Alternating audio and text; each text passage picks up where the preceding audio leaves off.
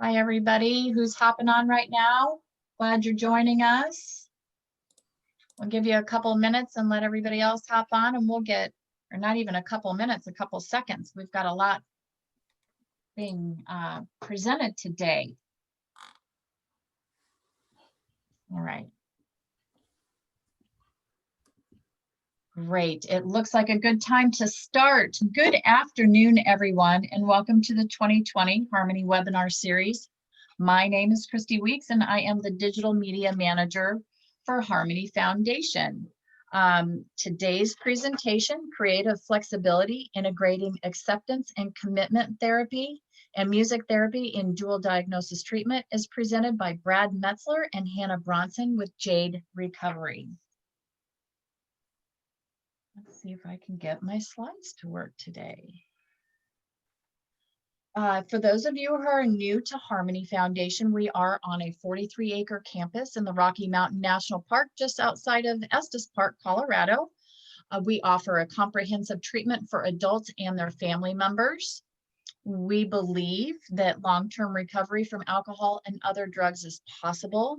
We have been treating addiction for 50 years, and we fostered a generation of long-term recovery who supports our clients and our families for a lifetime. We are a 70-bed residential treatment program, and we offer an evidence-based 12-step program that is gender responsive.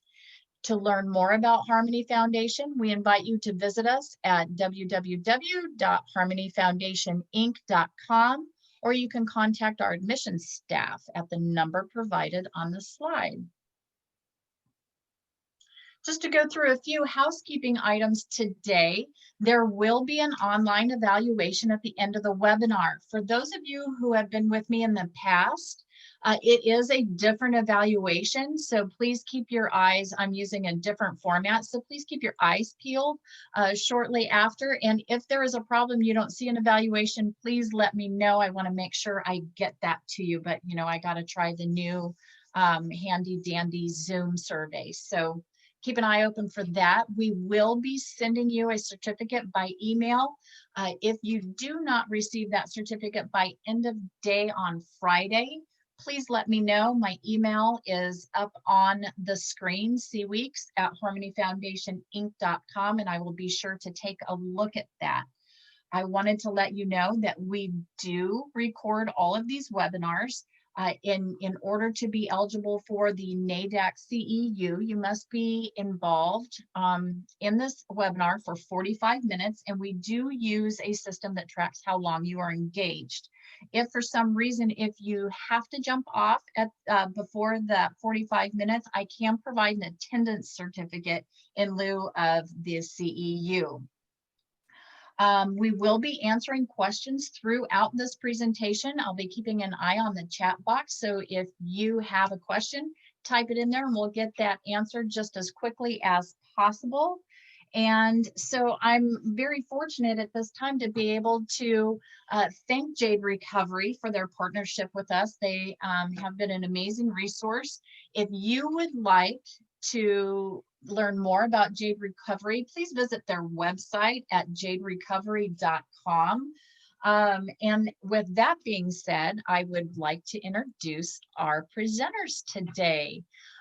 Brad Metzler, who is the Clinical Program Director, came to Jade Recovery having held multiple positions in the mental health and substance abuse treatment field. Brad has had a role in researching and implementing several research-based treatment models, including adolescent offender treatment models, as well as effective treatment approaches for dual diagnosed individuals and families. In 2018, Brad was one of the authors of Impact, a treatment model focused on the integration of acceptance and commitment therapy and motivational interviewing. He brings with him a strong focus on strength-based approaches to the treatment of both mental health and addiction. Early in his career, his focus was on the treatment of trauma, as well as couples and family therapy. Brad has completed several trainings in the area of trauma treatment modalities and family treatment. And instead of me trying to read off all those amazing certifications, I'm going to let you take a look at them. because he has several. And Brad gravitates towards humanistic and existential theoretical orientations and has focused over the last several years on empirically based interventions for dually diagnosed individuals and families. Brad graduated from the University of Colorado with a Master's of Arts in Counseling Psychology and Counselor Education with a specialization in couples and family. Presently, ACT and you're challenging my vocabulary today, Brad. Existential approaches remain most curious to him in his approach with clients. When Brad's not working, he enjoys music, reading, and cooking. And Christy is going to get a dictionary and brush up on her vocabulary next time. Hannah is a doctoral trainee in clinical psychology. She is at the University of Denver, the Graduate School of Professional Psychology. Her areas of clinical interest include trauma, substance use, and co-occurring mental health diagnoses in adults, as well as integrating creative arts therapies into treatment. Prior to her doctoral training, she provided music therapy services for active duty military populations with combat injuries, such as post-traumatic stress disorder and traumatic brain injury, on military installations in Southern California, Northern Virginia, and Central Texas, supported by Creative Forces, the National Endowment for the Arts Military Healing Arts Network. As part of this initiative, Hannah published research, engaged in clinical program development, and collaborated on outreach to community arts organizations. She has traveled to Russia to perform orchestral music and currently supervises music therapy students in Jamaica, participating in a service learning program. We have such amazing presenters. I'm so grateful they are here. So without wasting any more time of my speaking, I'm going to turn it over to Brad and Hannah and let them get started. Hannah, you're up.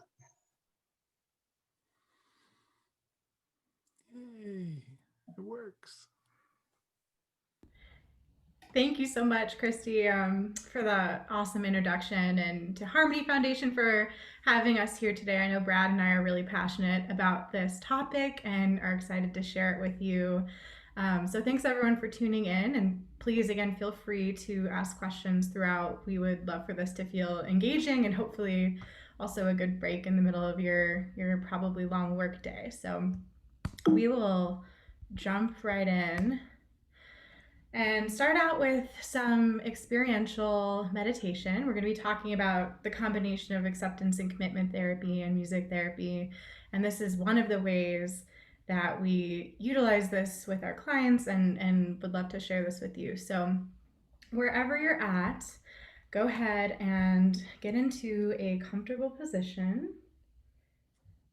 Find your feet flat on the floor.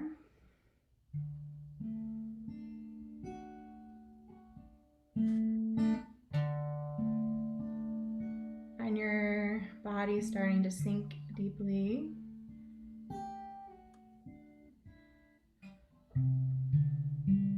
And let your eyes gently close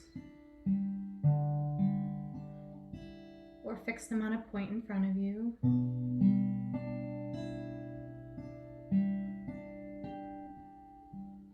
And just start to take a couple of gentle, deep breaths in.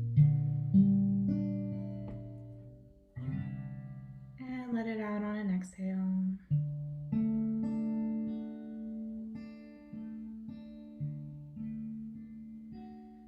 Notice the sound and feel of your own breath as you breathe in and out.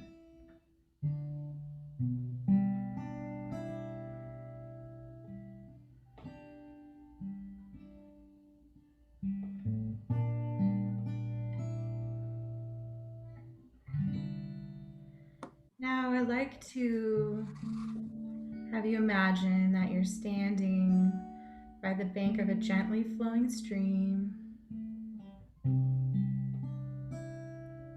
and watching the water flow.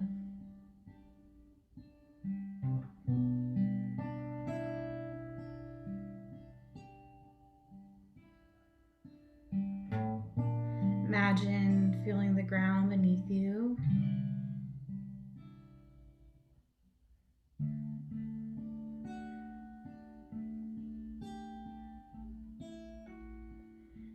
Notice the sounds of the water flowing past,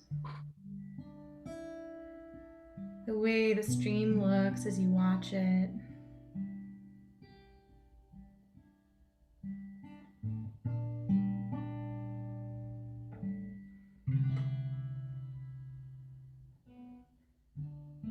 And in this fall season, transitioning to winter that we're currently in, imagine that there are leaves from trees, all different shapes, sizes, and colors, floating past you on that stream.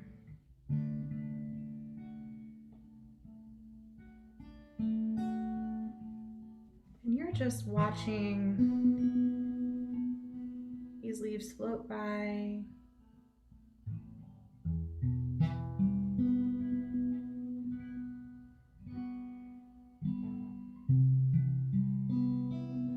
that's all you need to be doing for the time being.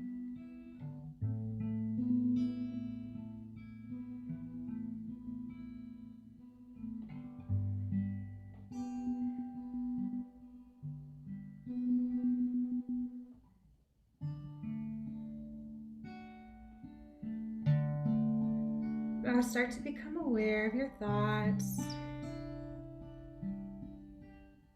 feelings, sensations. And each time you notice a thought, imagine placing it on a leaf and letting it float down the stream.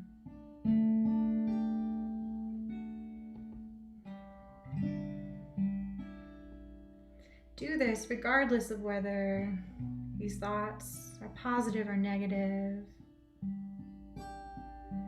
pleasurable or painful. Even if they're the most wonderful thoughts, place them on a leaf and let them float by.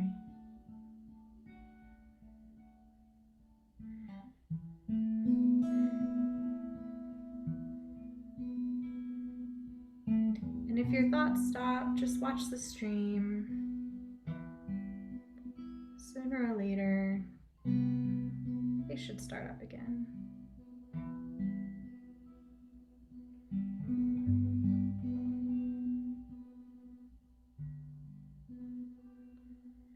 Notice any urges to speed up or slow down. And let the stream flow how it will. If you have any thoughts about this exercise, maybe wondering what the content of this presentation is going to be, go ahead and put those on a leaf as well.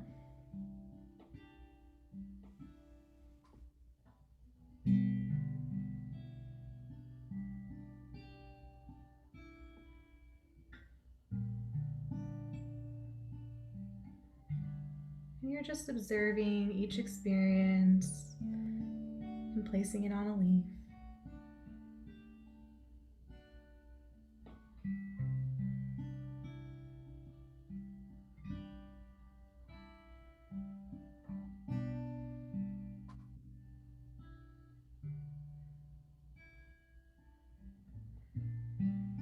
Finally, allow the image of the stream to dissolve.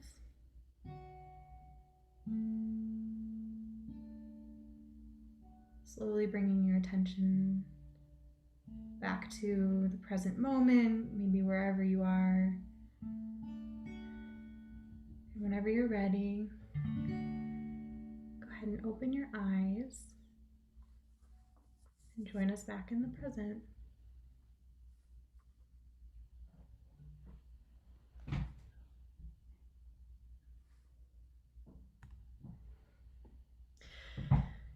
So this exercise is very common in ACT as a way of getting in touch with the present moment, observing thoughts and emotions, sensations without judgment, and really diffusing from thoughts, whether they be positive or negative, just being in contact with them in the moment. And the way that music fits into this is it becomes an additional auditory focal point. So if someone has a hard time staying present with their thoughts, it's another tool to kind of ground in the moment and also enhance the imagery and the body's response to the relaxation exercise and get into that parasympathetic state while also paying attention to thoughts.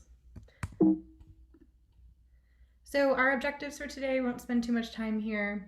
Going over a very brief overview of ACT and music therapy and how we use these treatment methods with dual diagnosis populations. And we have some case examples for you, and we'll talk about some experiential ways to utilize these interventions and how Brad and I have integrated them into our practice with Jade. So I'll pass it off to him. So to just give a brief overview of like Jade Recovery in the context of where we provided these services. We're a small clinic in Lakewood, Colorado. We've been open for almost 2 years now, and we treat dual diagnosis, so addiction and mental health, or singularly one of those issues or challenges for the folks that are coming in to see us. And we have a big emphasis on client values as a driver towards treatment planning and goals setting. And if you are familiar with acceptance and commitment therapy, you will also understand that there is a big difference between values and goals. And we could spend an entire training on that.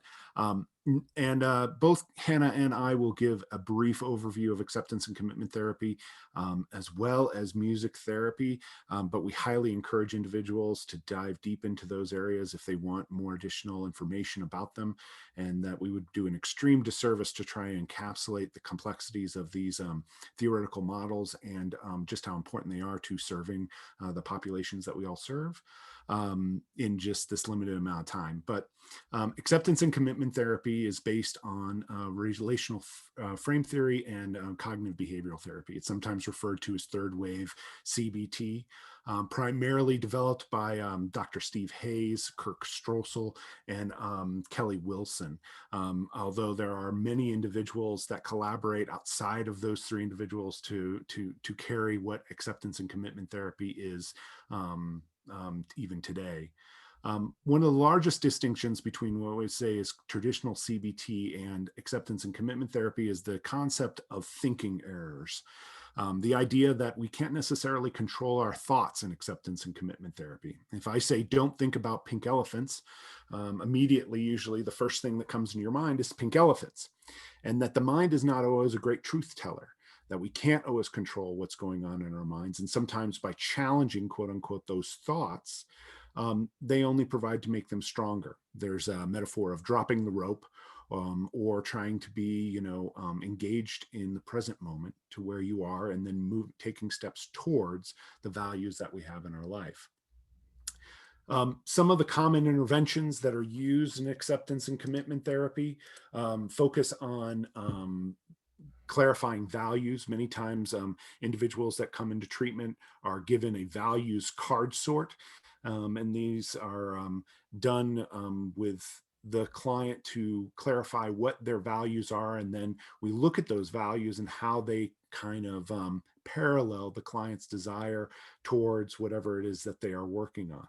Also, mindfulness meditation, which is illustrated by Hannah, and that was not a soundtrack that she played, that she was actually playing the guitar with that. And then also that mindfulness gives us the ability to be in contact with that present moment, to clear our thoughts, or to observe our thoughts, sorry, and to be able to then see how our values can have our decision making towards what's important to us. And that's where you can incorporate either the ACT matrix, this is work by Kevin Polk, or Choice Point, which is Russ Harris's work. And then there's a large emphasis on metaphors.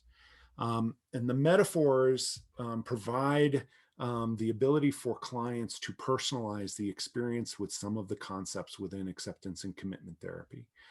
Some of the Common metaphors are either, stopping the struggle, the chessboard, a stranger at a party. And I invite you that I believe that Russ Harris has been very active online on YouTube in providing some of the illustrations of these metaphors. And this really kind of culminates in what's called the hexaflex. And once you've established kind of the values of the client and really emphasized willingness, and there's a part of this that's called creative hopelessness, and the idea is to expand the rigidity of what your problem solving has been, and that's a shared process between the client and the clinician, of kind of being able to sit in a space of willingness to look at many different possibilities. And once that is established, it shifts into the hexaflex. And the hexaflex is not necessarily done in any particular order. But if you notice from this hexaflex, and if you've worked with ACT before, the 6 principal kind of concepts of an acceptance and commitment therapy are in black, all promoting an idea of psychological flexibility. The red text underneath those are when a client is in a place of saying, I don't know what to do about those things. I don't know what I'm going to do next. That would be a lack of direction. We can shift into values work. If I'm feeling stuck and I don't know what to do, or I just want to try and take steps towards something, then we're looking into committed action. And you can see how these kind of all bounce off of each other. And this introduces a concept known as pivoting, in which you look at the strengths of the client on certain areas of the hexaflex and using that to pivot towards maybe areas that need improvement or are challenging to the client. And I will go into how Hannah and I kind of decided that melding this with music therapy may be an effective intervention, after she gives a little bit of a background of music therapy. All right. So just a quick overview and definition of music therapy. What is it? It's the evidence base of clinical and music-based interventions within a therapeutic relationship to accomplish non-musical goals. And these can be across all domains: social, emotional, cognitive, physical, spiritual. And in the United States, the credential that we hold is the MTBC, which is Music Therapist Board Certified. So you'll find us working in a wide variety of different settings. You can see in this photo, we work with military populations, can work in long-term nursing care facilities, hospitals, NICU, pediatrics, school settings, special education, really across the board. And music therapists are trained and specialized in lots of different areas. But why music therapy specifically in dual diagnosis, and what is the theory behind why it's effective? One thing just about the treatment modality in general is that music can be heard and understood and implemented from pre-birth and perinatal stages all the way to end of life. Our auditory senses are active throughout our entire lifespan, and sometimes even when other functions are disrupted or there's injury or damage to the brain, then we can also access the auditory channels even when maybe spoken language isn't as accessible. And this comes into play with trauma, as we know that after traumatic experiences, oftentimes those verbal centers of the brain can be either deactivated or decompensated, and it's difficult to recall in spoken language what the experiences are and articulate them as trauma lives in the body. So this becomes additional nonverbal outlet for those experiences, or a way for people to access emotions in the moment in a way that's other than just language.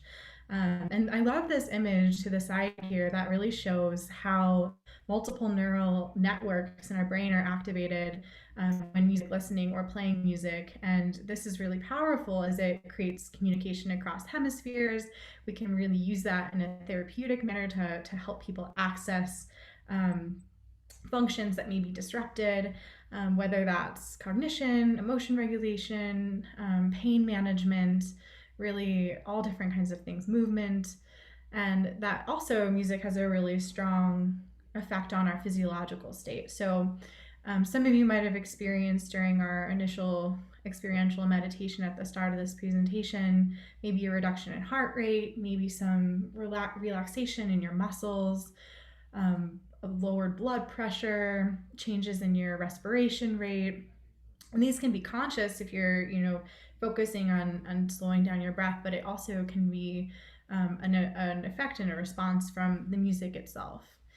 And music listening also has a strong response on our endocrine system, and specifically the reduction of cortisol and the release of dopamine, which we know in people recovering from substance use disorders that this is a really important function, and being able to find ways of replacing that dopaminergic activity in early recovery and throughout, finding new outlets and ways of accessing that positive emotional and mood response is really important. Another thing is just that music encourages social engagement, and we've noticed this even in this Zoom space and doing teletherapy at Jade and running groups, is that there is something very connecting about music and allows people to feel a part of the group, sometimes very quickly. So, what music therapists do, we have this pretty wide range of different interventions that we use, and they're organized in these different categories. So, receptive is music listening, that type of relaxation that we started with, maybe analyzing lyrics and having discussion around them with our clients. Active music making would be playing instruments, either improvisationally or even with people who have no prior music experience. There's ways of engaging in music making that music therapists are trained to support through singing, movement to music, all kinds of different ways. And then composition would be songwriting, music production and recording. And then this kind of collaborative way that music therapy is used, either enhancing psychoeducation or combining with other therapies. So this could be in rehabilitation medicine or specifically in our case, psychotherapy. So we'll talk a little bit more about how Brad and I conceptualize how we would integrate ACT and music therapy together. Hannah, I have a quick question. Yeah. So Melanie would like to know, are there individuals who are particularly good candidates for music therapy, and who would be an ideal patient for this type of intervention? That's a really great question. I think it depends on what the referral diagnosis is, but I think in general, people who struggle with either contacting difficult emotions or experiences in talk therapy and have a hard time articulating them, that sort of like trauma response that shuts down and makes it really difficult to engage in the processing of difficult content, or also people who maybe and I want to say, like, there's definitely doesn't need to be a strong attachment to music, but maybe have lean towards creative ways of understanding themselves, or are open to trying different things. Maybe if talk therapy they've been in for a long time and it hasn't worked as much for them, those are usually great candidates for music therapy. And Brad, you might want to comment on that as well. Yeah, I mean, I think that it's in some ways it's a little too early to tell, because we did select an individual at random to have a proof of concept with these, and it turned out fairly well.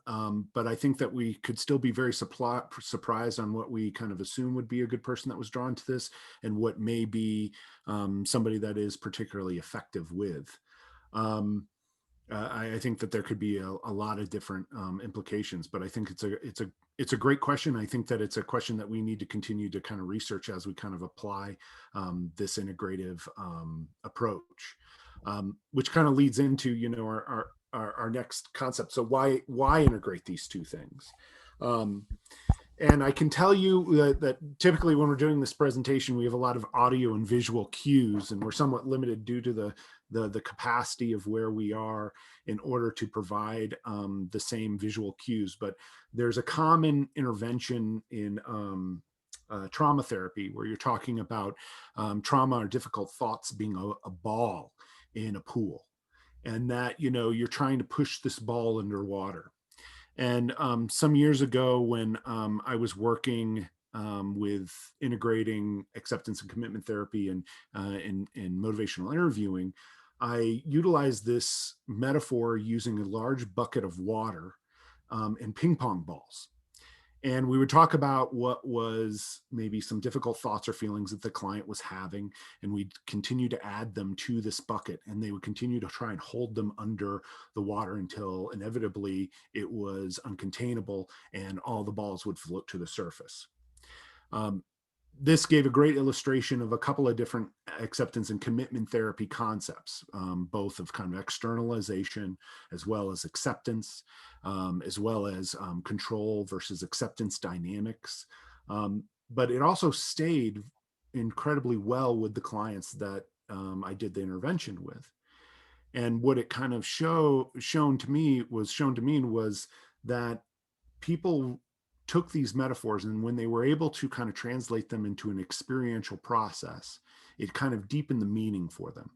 And having a foundation in kind of existential psychotherapy and existential philosophy, this was particularly intriguing to me. And through my conversations with Hannah about music therapy, we started to see how the possibility of integrating some of the acceptance and commitment therapy concepts, metaphors, ideas, tenets, and music therapy concepts and theories could really personalize the experience to individuals and allow them to utilize the metaphors, tools in both act and music therapy more effectively in taking steps towards their verbalized values and or goals. And I will use that loosely with the acceptance and commitment therapy folks that are out there. So I'll let Hannah talk a little bit about how music can be integrated to personalize this experience for individuals.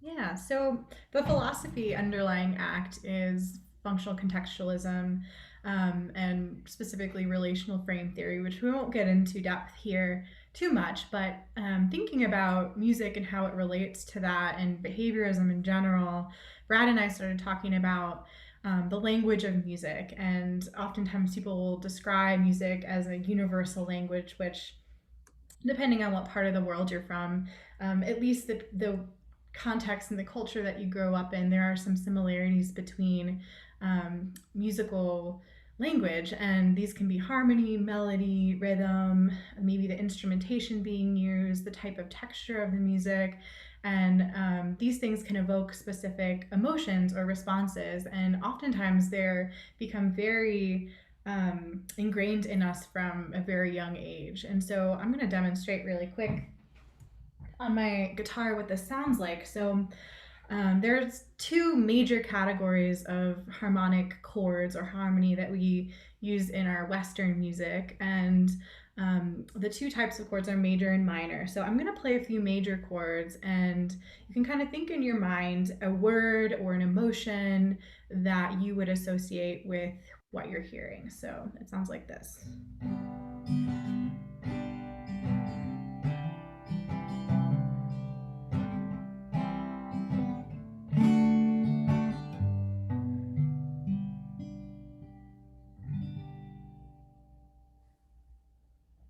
And that is likely to feel really different than these next few chords that I'm going to play that are minor chords, and they sound like this.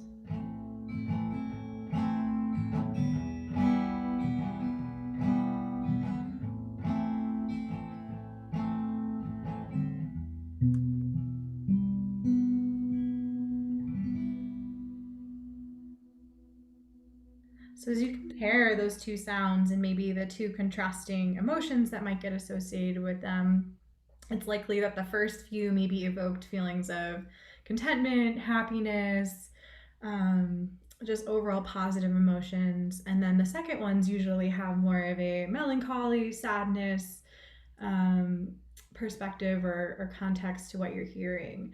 And this is, this is shows up in all of the music that we listen to. And what's really unique about music in general is that when we attach our memories to music, they're oftentimes able to be evoked later on. So I'm sure a lot of us who are listening have had the experience where you listen to a song and it kind of puts you back in the space, in the memory of that event that happened when you first heard it. And that can be positive memories. It can also be really painful ones too.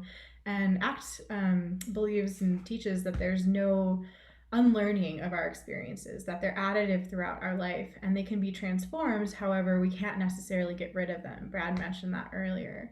So, as our emotions and music get encoded with these memories, we can really harness that within the therapeutic context with our clients and use it as a way to kind of unlock that experience in the session, come in contact with the present moment, and then also re-experience them in a new way, oftentimes changing our relationship to them or the context itself.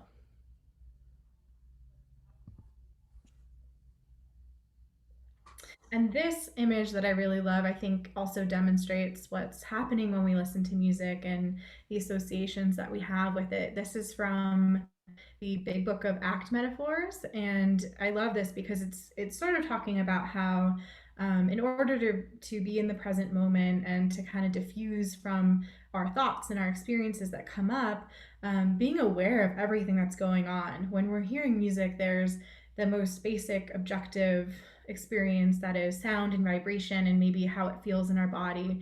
And then you can see as this diagram expands outwards, it gets more complex and more personalized. So maybe our thoughts and our emotions about what that sounds like to us. Maybe if we've heard it before and we have an evaluation of what that song means to us, if it reminds us of a specific person or place, maybe something about the artist that's performing it, maybe the lyrics have a specific association.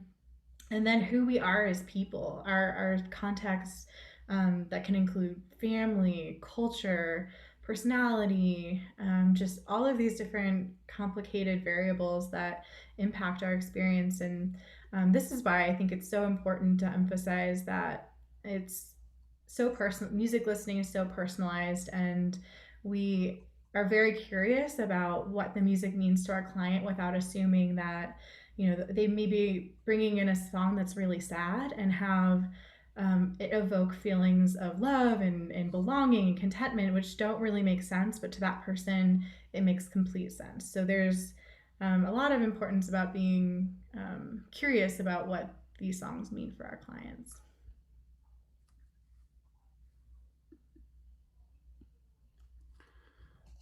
So Hannah and I decided to see whether or not we could take these concepts, these empirically based approaches, and have them kind of blended together and see how effective they would be in a kind of proof of concept. So we randomly assigned a client. This is client A. She's a 33-year-old cisgendered female that presented for treatment in an IOP level of care to address alcohol use disorder and PTSD that was complicated by the grief of the loss of her husband. She received a combination of both group therapy and one-on-one therapy once a week.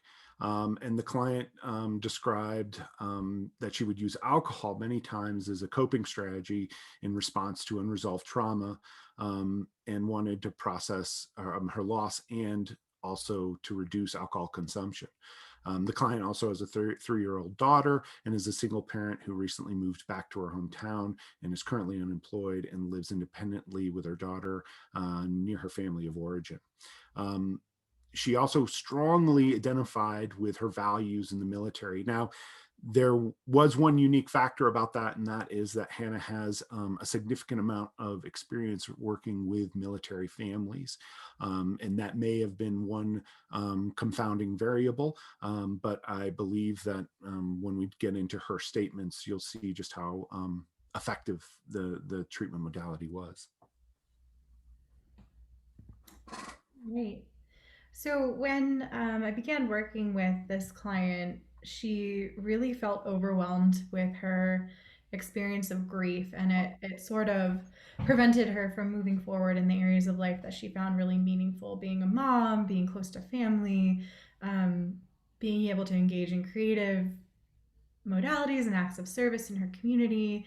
And she talked really creatively and metaphorically about her experiences. She actually wrote about what this grief felt like to her in a very vivid way, and then also was able to describe kind of how her response to that changed over time. So I'll read this really quick because I think it describes in her words a lot about what she was feeling. So she says, "I've learned in life that our most significant experiences usually happen in one of two ways.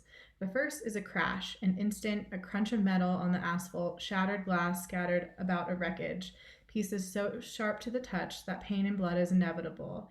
It's a mangled heap of what was lost, and wondering if there will ever be any survivors." And so I think that really captures for her where she was at when she came into treatment and how she was perceiving her experiences in her life. And one thing that was very present was she was so identified with this role of a rescuer, of being present to help other people and not necessarily knowing how to show up for herself and give herself that same kind of compassion. So as we started working together, we used some of these and metaphors that ACT provides for willingness and understanding grief and trauma, and how it can feel that pushing it away is actually making yourself feel better, but really that ends up making things more complicated and painful. So throughout this process and the music that we use, this is how she rewrote her metaphor about the car crash to be more reflective of her experience. So she says, "The second is a detour, the misreading of a map, a series of wrong turns down unfamiliar road as luggage falls piece by piece from the back of a vehicle until you find yourself in a place that you don't recognize with nothing that you brought along to save you. Each makes you question if you will ever be whole again, if you will ever be home again. But alas, after the wreckage is cleared, you find yourself traveling back in the direction you intended. The one thing will remain, the road, and it becomes a choice of whether or not we are willing to walk the path."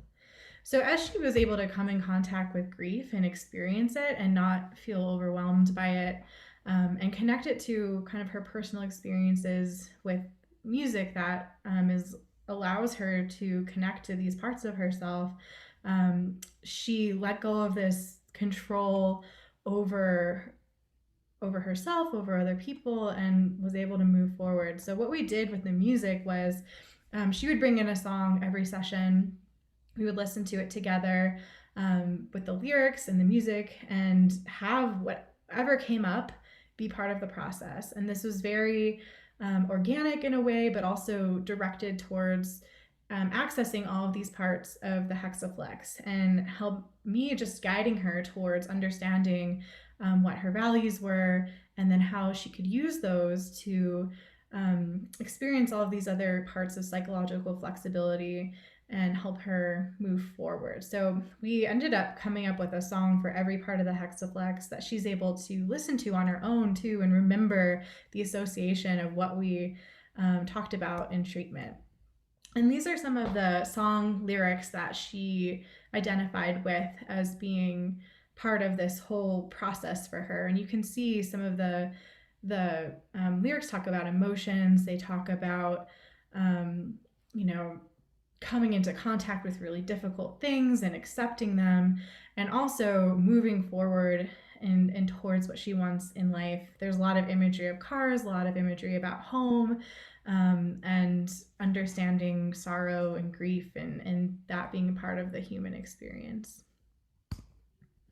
And this is how she summarized her treatment at the end. We worked together for about 12 weeks at Jade. And she did receive acceptance and commitment therapy also in the group setting. So it was sort of the combination of all of the experiential learning and the music and our work together that really brought about this outcome for her. So she says, "When I was first introduced to ACT, my initial assumption was that A stood for action.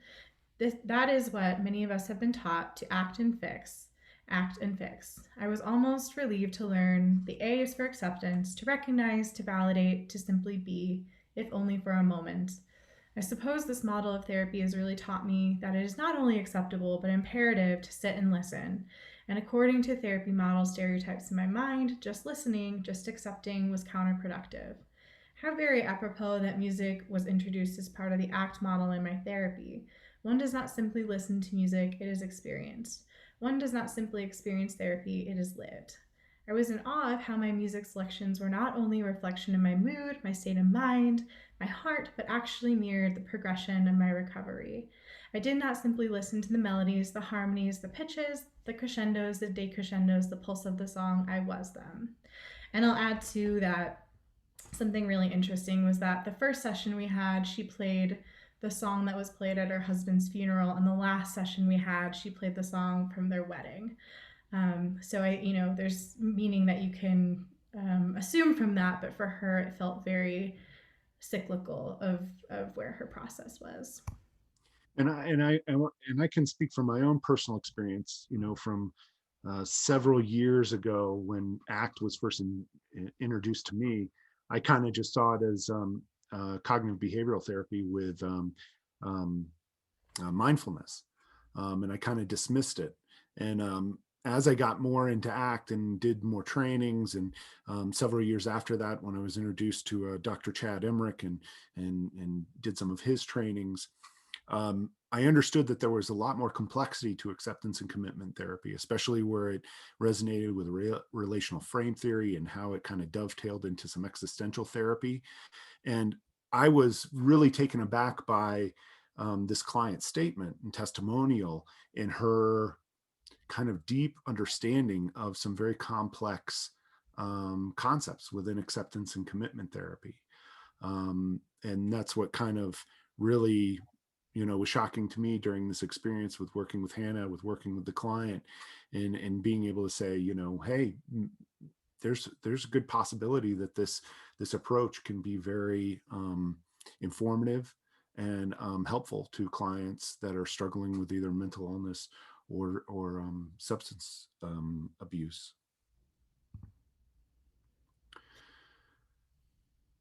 So future applications and implementation, Hannah and I will probably take a lot of questions on this if we were more there. We're looking into like how we can have it replicated in other settings, developing it along the way, extending the basic protocol to include advanced music therapy interventions. I am not trained as a music therapist, and I can tell you from some of my conversations with Hannah,